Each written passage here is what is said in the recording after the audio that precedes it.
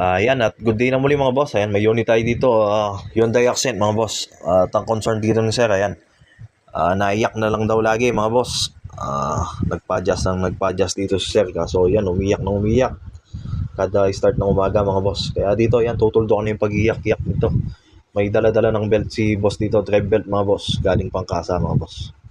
Kaya yan, papalitan na natin. Kaya kung may unit kayong ganito mga boss, ito, pwede nyo gayahin ito mga boss. Huwag nyo muna dadali sa talyer. Kung kaya nyo naman DIY mga boss, ito. DIY nyo na lang mga boss. Madali lang naman pagpapalit ito at medyo maluwag naman yung pwesto. Kailangan lang natin dito, yan, Bakarens na 12 mga boss. Luwagan lang natin yung lock ng yan, ng 12mm na yan mga boss. Yung dalawang yan, tapos yung adjuster na yan. Ayan, luwagan lang natin. Gaya ng lagi kong sinasabi mga boss sa pagpapalit ng belt, kung di kayo sigurado, hindi kayo sure mga boss sa pagpapalit ng belt, hindi nyo pa gano'ng kabisado, pwede nyo i-drawing yan mga boss. Kung di nyo kayong drawing, madali lang naman i-drawing yan, yung paikot-ikot. Kung ayaw yung i-drawing mga boss, picturean nyo. Ayan, ganyan lang naman yung tactics dyan mga boss, para hindi kayo maligaw pag binabalik nyo. Ayan, at nung naluwagan ko na yung dalawang 12mm at na-adjust ko na yung adjuster niya mga boss, ayan, niluwagan ko lang yung 14mm sa ilalim ng alternator mga boss. Yan lang, para madali natin may tulak. Ayan, at kung mapapansin nyo, ayan, may tulak ko na. Madali lang yung pag-adjust nito mga boss at pagpapalit. Kaya yan, kung gusto nyo gayahin to mga boss, pwede. Kaya kung may unit kayong ganito mga boss, ayan, i-DIY nyo na lang mga boss. Matututo pa kayo, nakatipid pa kayo. Ayan, kung mapapansin nyo, magana lang lumuwag.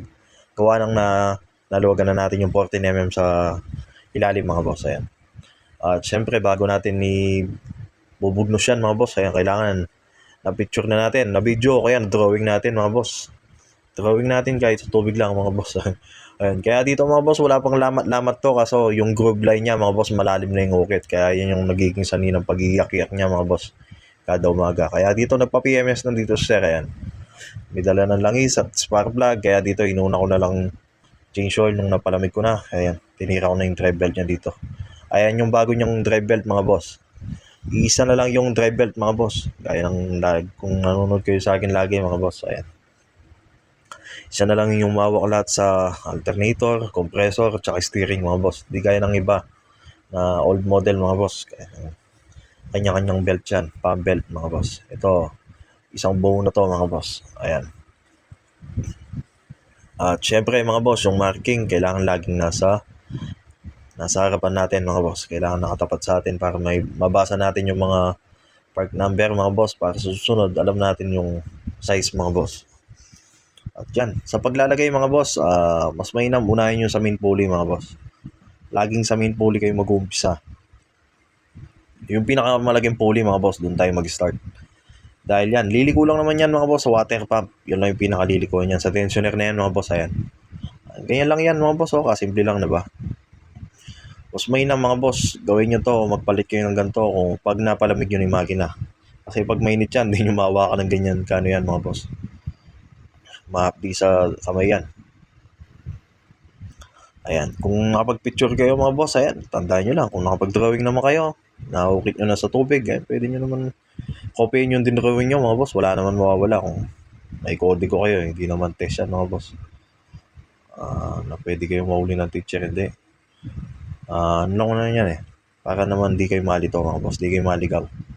Ayan, at ang pag nalagay nyo na sa pulley tensioner mga boss, ayan, itapat lang natin sa pinaka point ng groove line niya mga boss. Ay, may line naman yan mga boss para mag-align yung niya mga boss, belt niya. At pag na-double check nyo na lahat mga boss, nakalapat na at wala na nakatagilid, ayan, yan lang, dyan lang iikot yan mga boss, dyan lang babali yan. Kaya madali lang palitan yan. Kaya yan, kung may unit kayong ganyan mga boss, ayan, pwede nyo gayahin yan. Madali lang yan mga boss. Kaya yan, panuorin nyo lang to mga boss, ayan. Tapos pagbabalik na, ayan, syempre naman i-adjust natin ng clockwise mga boss, paigpit. Higpitan lang natin ng saktuhan lang mga boss. Hindi naman yung masyadong maluwag. Kumbaga hindi rin pwedeng masyadong mabigat. Kasi mahirapan yung makina mga boss. Saktong-sakto lang, hindi maluwag, hindi maigpit, kaya lang. Kaya yung pag-adjust niyan mga boss. Kaya yan, adjust lang tayo dito mga boss. Ayan. Yung iba mga boss, tensioner type na self-adjustment ito. Adjuster to mga boss, ina-adjust. Yung mga tensioner kung saan nag-adjust, ito kailangan natin i-adjust. Kaya yan, sinasalat-salat ko lang dito mga boss. Tinitignan natin yung tamang higpit mga boss.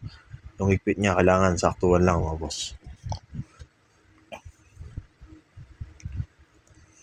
Ayan, ganyan lang kadali yan mga boss. Oh. Tapos pag nahigpitan nyo na ng sakto, higpitan nyo na yung sa taas. Yung pinaka-lock ng ano niya mga boss, adjuster. Ayan, 12 din yan.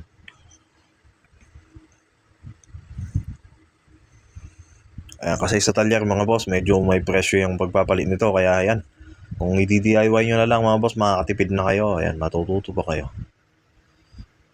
Ayan, madami na rin akong video ng mga pagpapalit ng belt mga boss. Ito para lang sa mga bagay. Para naman sa lahat to mga boss.